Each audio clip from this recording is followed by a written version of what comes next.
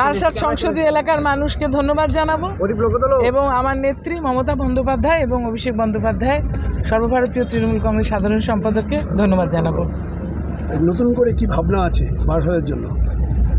ভাবনা তো আমি প্রতিশ্রুতি আকারে এর আগেই সবার ঘরে ঘরে পৌঁছিয়ে দিয়েছি, সুতরাং সেগুলোতে সব কিছুই দেওয়া আছে।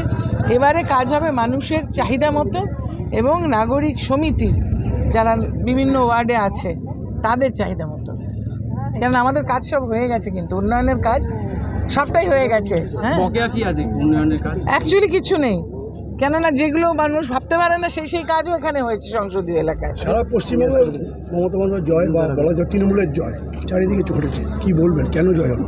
বলবো মানুষ ভীষণ সচেতন গণতন্ত্রে, এবং বাংলার মানুষ দেখেছে কি পরিশ্রম, কি নিরলস সাধনা করেছেন মমতা বন্দ্যোপাধ্যায়, তার সাথে সাথে অভিষেক বন্দ্যোপাধ্যায় এবং সকল কর্মীবৃন্দ। এটা সেই যে আমাদের পরিশ্রম, সেটা সার্থকতা। কেমন